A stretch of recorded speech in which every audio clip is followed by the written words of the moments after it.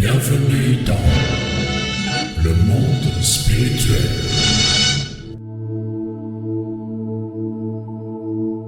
Bonjour les amis, je suis heureux de vous retrouver pour ce nouveau podcast dans la série Le Monde Spirituel et aujourd'hui on va parler de nous, ou plus précisément de notre esprit, de notre âme et de notre corps.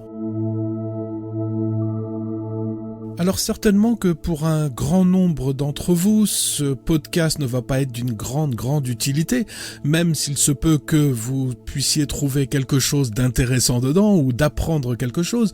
Mais pour moi, il suffit qu'il y ait une personne pour qui ce podcast a été utile parce qu'il a véritablement appris quelque chose, alors ce podcast est justifié. Alors pour commencer cette étude, j'aimerais que vous vous fassiez encore une petite image mentale. Imaginez-vous en train de regarder une photo, une image, avec dessus le prince William et à l'époque sur cette photo, il n'était pas encore roi, mais son père qui était à l'époque le prince Charles. C'est pas grave si vous mettez le roi Charles III, c'est pas un problème. Et si je vous pose la question: est-ce que vous connaissez ces personnes? Bien évidemment, vous allez me dire oui, c'est le prince William et son père, le roi Charles. Et permettez-moi de vous poser une question. Vous les connaissez comment? Depuis quand? Vous les avez rencontrés personnellement? Je sais pas, expliquez-moi comment vous les connaissez, parce que en apparence, vous les connaissez bien. Vous connaissez même leur rang dans la royauté britannique. Alors, bien évidemment, je sais que vous ne les connaissez pas personnellement, vous les connaissez au travers de ce que vous avez vu à la télé, ce que vous avez entendu. Peut-être que même vous les avez rencontrés sur une cérémonie quelque part, mais sans pouvoir vous approcher d'eux. Donc, vous savez qui ils sont, mais véritablement, vous ne les connaissez pas. Vous savez qui ils sont. Ce n'est pas la même chose. Il y a une différence entre savoir et connaître. Savoir, c'est quelque chose que l'on sait, mais que l'on n'a pas forcément expérimenté. Ou tout au moins, qu'on n'a pas une proximité avec cette chose-là, ou cette personne-là. Entre autres, si je prends l'exemple avec le prince et le roi, eh bien, on sait qui ils sont, mais on ne les connaît pas véritablement. Connaître sous-entend une proximité, que l'on a expérimenté quelque chose, que l'on a vécu avec. Je vais vous donner un autre exemple pour que ce soit bien clair. Si je vous parle de la ville d'Ushuaia, qui est la ville la plus au sud de l'Argentine, je peux dire que je sais où se trouve Ushuaia, mais je ne connais pas Ushuaia, je n'y suis jamais allé. Par contre, si je vous parle d'Invercargill, bon, c'est sûr, ça vous parle pas. Mais je sais que c'est la ville qui est la plus au sud de la Nouvelle-Zélande. Mais là, je peux vous dire que je connais Invercargill parce que j'y suis allé et que nous avons visité cette ville avec Christine et les enfants lorsque nous étions en Nouvelle-Zélande. Donc là, je peux dire que je connais Invercargill. Bien, je referme cette parenthèse sur savoir et connaître, mais vous allez voir que ça prend toute son importance dans certains versets de la parole de Dieu. On va commencer avec ce verset de 2 Corinthiens, chapitre 1er, au verset 21 et 22. Et il est écrit: « Et celui qui nous affermit avec vous en Christ et qui nous a oints, c'est Dieu, lequel nous a aussi marqués d'un sceau et a mis dans nos cœurs les arts de l'esprit. » Alors pour moi, quand je lis ce verset, je comprends que Dieu nous a marqués d'un sceau. Et quand on est marqué d'un sceau, c'est visible. Bien évidemment, quand on se regarde entre frères et sœurs chrétiens et chrétiennes, on voit pas de marque particulière. Et pourtant, on a une marque sur nous. Certes, elle est spirituelle, et je crois que c'est la marque du Saint-Esprit en nous. Et dans ma réflexion personnelle, quand on parle de marque, ça m'a fait penser à Caïn. Et on va trouver ce passage dans le livre de la Genèse, au chapitre 4 et au verset 15. L'Éternel lui dit: « Si quelqu'un tuait Caïn, Caïn serait vengé 7 fois. Et l'Éternel mit un signe sur Caïn pour que quiconque le trouverait ne le tuât point. Donc là, on comprend que l'Éternel qui a chassé Caïn de la proximité d'Adam et Ève ne l'a pas laissé sans rien, il lui a mis une marque dessus pour dire « cet homme m'appartient » et que personne n'y touche. Et forcément, cette réflexion m'a amené à cette marque que nous avons nous aussi dans notre être spirituel, le sceau de l'esprit, afin que dans le monde spirituel, chacun sache que nous appartenons à Dieu, que nous appartenons à Christ, que nous avons quitté le royaume des ténèbres et que nous avons été placés dans le royaume de sa lumière. Amen. Donc, en résumé, si nous ne sommes pas capables de voir cette marque, je crois véritablement que le royaume de Dieu et le royaume du diable voient cette marque en nous. Que l'ennemi sait qui nous sommes, parce qu'il voit cette marque, donc il sait que nous appartenons à Dieu. Et moi, ce qui me désole, c'est que pour beaucoup de personnes, ils ne savent même pas qui ils sont dans ce monde spirituel. Ils n'ont pas conscience qu'ils ont cette marque sur eux, alors que l'ennemi lui-même le sait.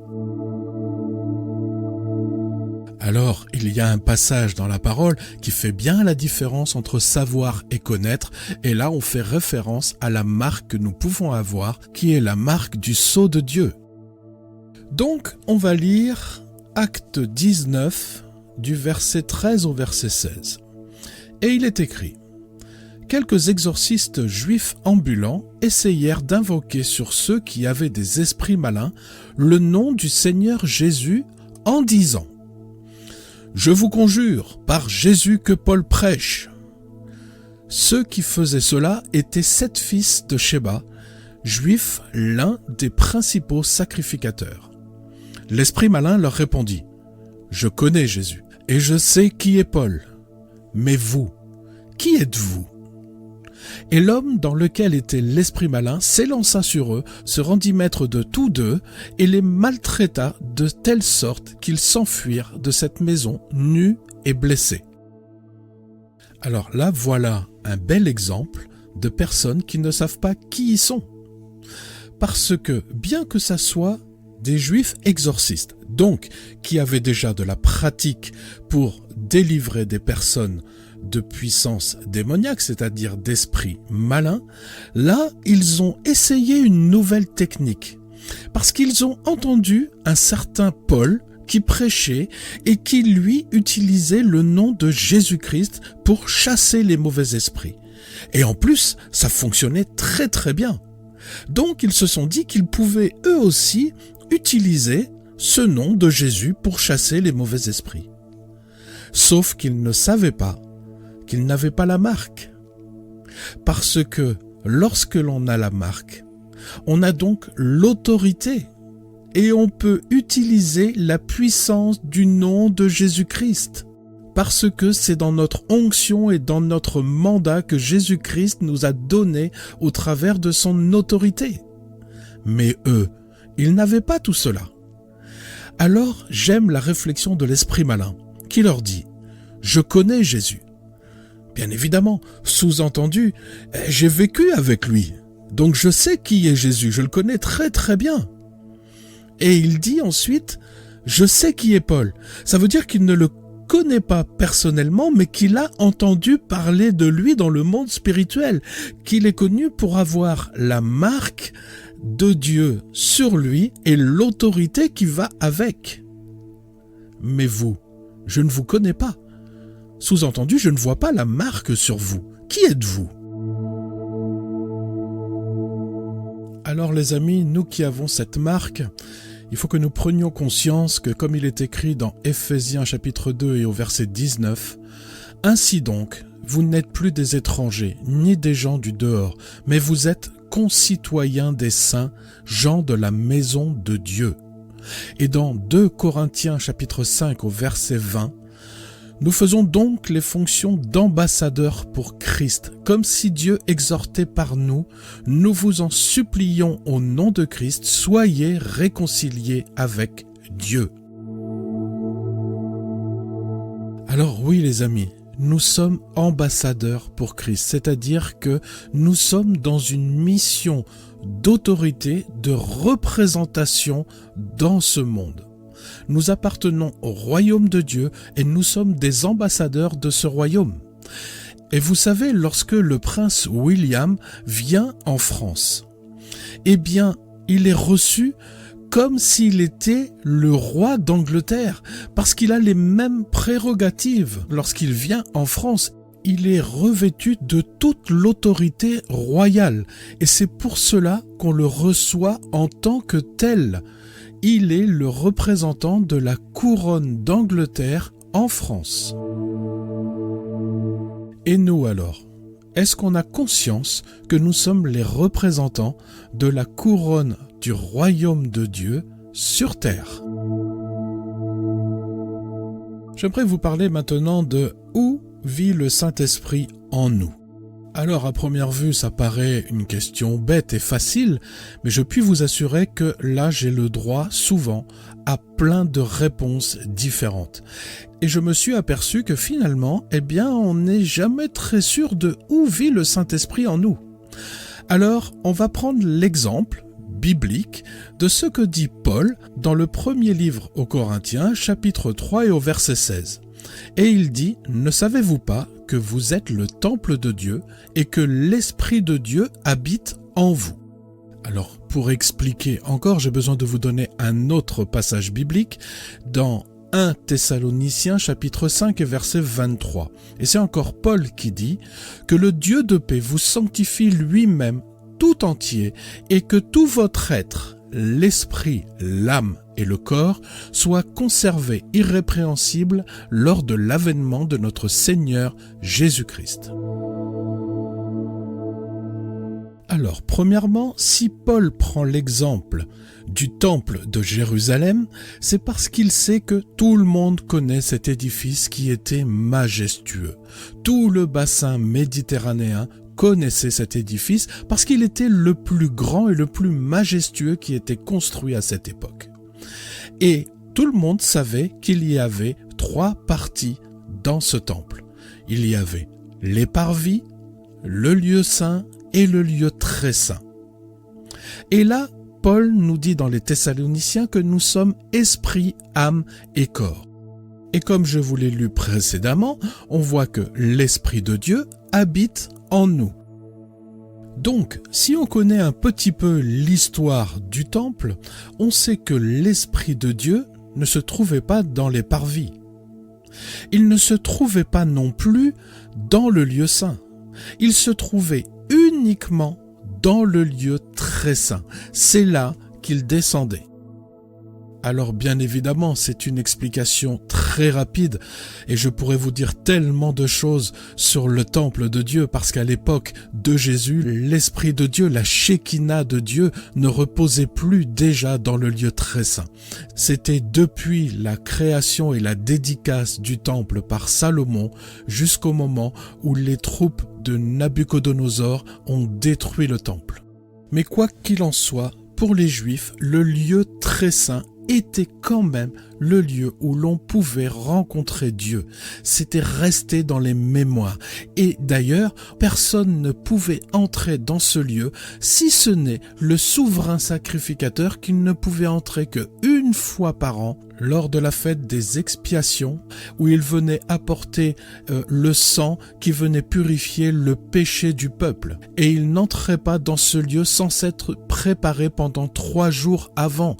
Et je sais même qu'on l'empêchait de dormir la veille qu'il entre à l'intérieur afin qu'il ne fasse pas de rêves impurs.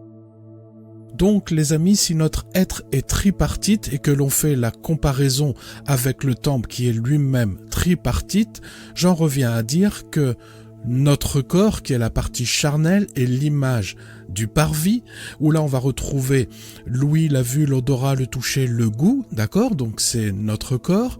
Et puis notre âme va être l'image du lieu saint, et on va retrouver la conscience, l'intelligence, la volonté, le caractère, l'émotion. Et notre esprit qui est l'image du lieu très saint, donc c'est la partie spirituelle où on va y trouver le souffle de vie que Dieu nous donne, mais également la communion avec Dieu. Et les amis, c'est là que le Saint-Esprit descend.